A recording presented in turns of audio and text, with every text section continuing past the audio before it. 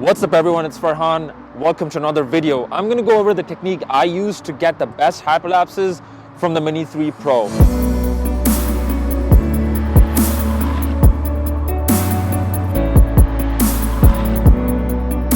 I didn't know I was going to be able to, drone today, but it was raining, cloudy all day. Suddenly the sun's out. Weather is absolutely unpredictable, but it's a nice, beautiful day. It's windy. It's a little windy, so it's perfect to fly the Mini 3. I'm joking. Do not fly the Mini 3 when it's windy, especially to create hyperlapses. That's just not going to work. I'm going to go over how I plan for the hyperlapses and how I film them, how I shoot the hyperlapses out in the field, and then how I edit them at home in post to get the best looking hyperlapses. So a couple of things that I want to go over first is that remember that creating hyperlapses is going to consume a lot of battery. So keep that in mind, and don't let your drone fly when it's around 30% or 20%, because that just might cause issues, especially when it's far away. So keep that in mind. Take extra batteries with you. The next thing goes without saying, but I'm gonna say it anyway. Do not fly to create hyperlapses when it's windy. The Mini 3 is a small, tiny drone, so it's gonna get pushed around by the wind. So try and get hyperlapses on days that are not so windy, because it'll give you less work in stabilization in post.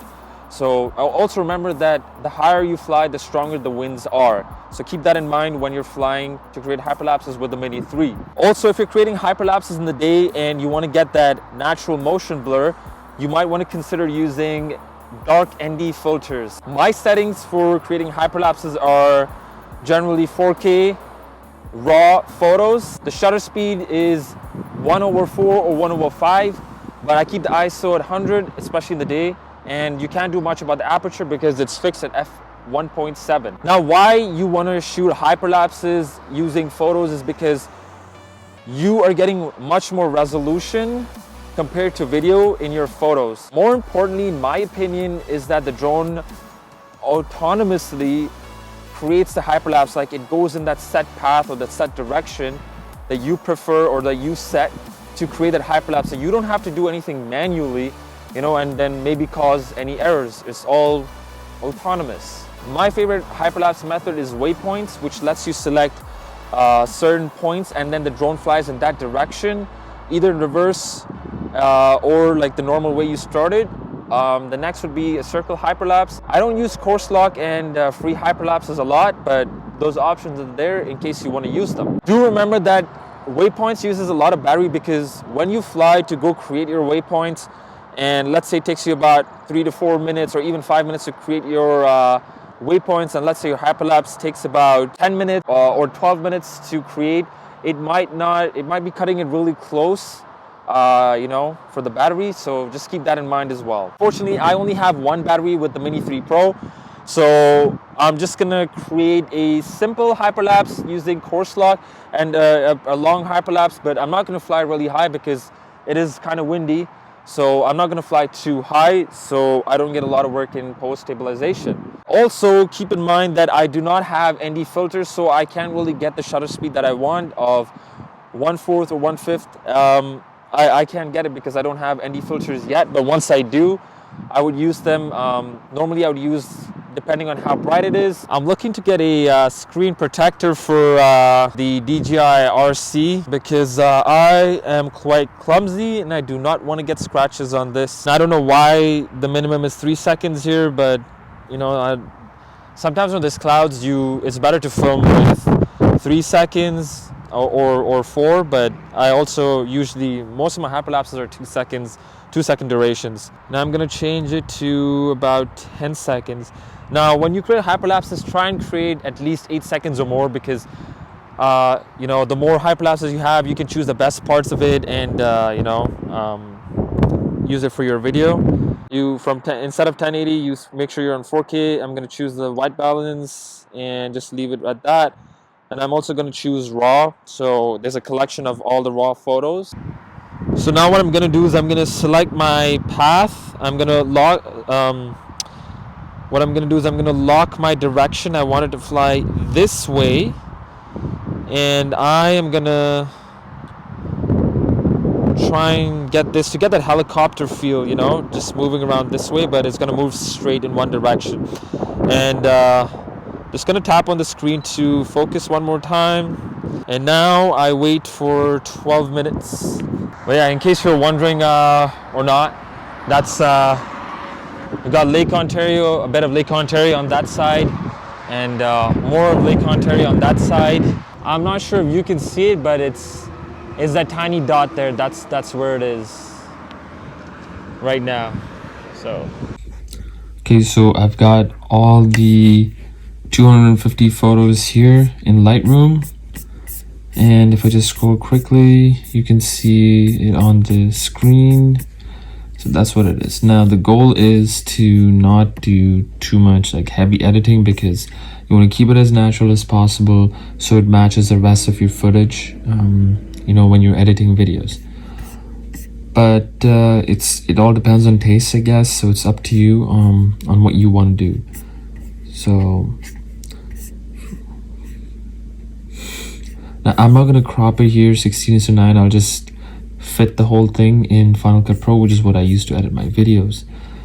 The first thing is I'm gonna bring up the shadows a little bit, bring the highlights down, I think a little more. Around there, 72 should be good. Give it some contrast. I think 16 is fine. Just increase the whites a bit. Bring the blacks down slightly. And I'll probably give it a little bit of clarity. Just some vibrance.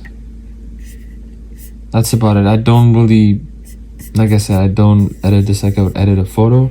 So this is the before, this is the after, you know, still natural. So what I do is when I go into Final Cut Pro, I edit the colors over there more.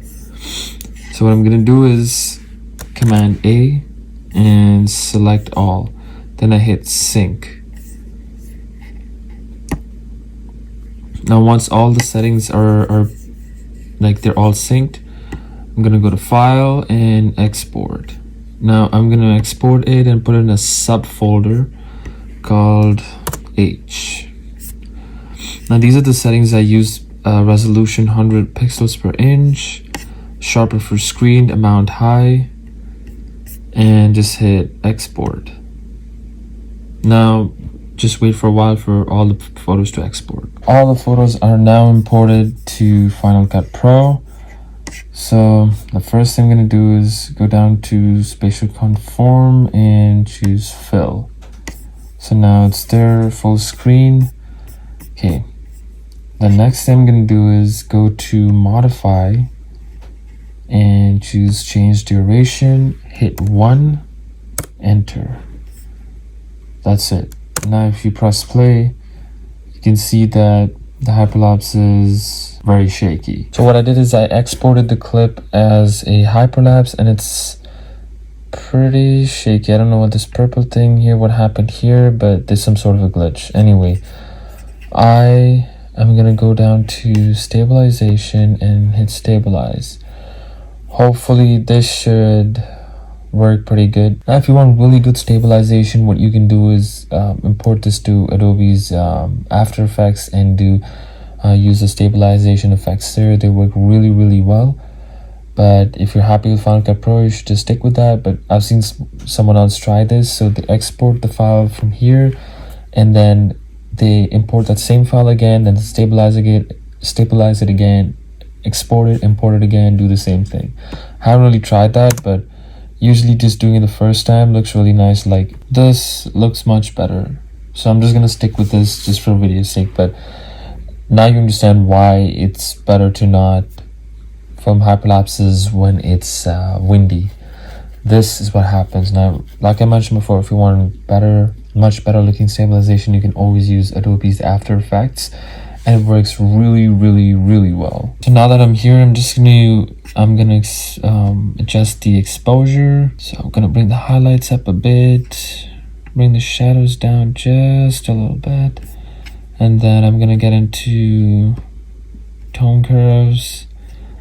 I'm gonna give it that S curve, you know, just a little fade. Bring the blacks down. And then now bring the lights up a bit. I'll go back into color wheels and bring the shadows down. Bring the highlights up a bit.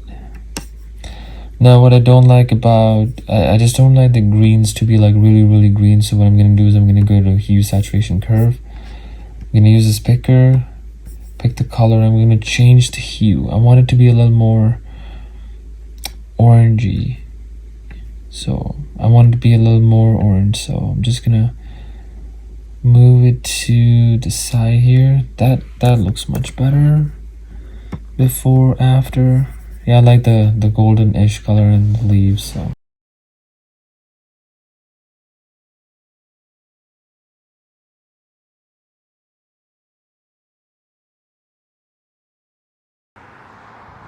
I would really like to make this appreciation post or something for DJI that, you know, I never mentioned in all my previous videos for the previous drone, like the Air 2S, Mavic 3, Mini 2, that, you know, it's like a lot of people have said that it's quiet. I keep hearing that, but it pretty much sounds around the same, maybe slightly quieter. But this drone is, the Mini 3 is just quiet. Like, it's so quiet.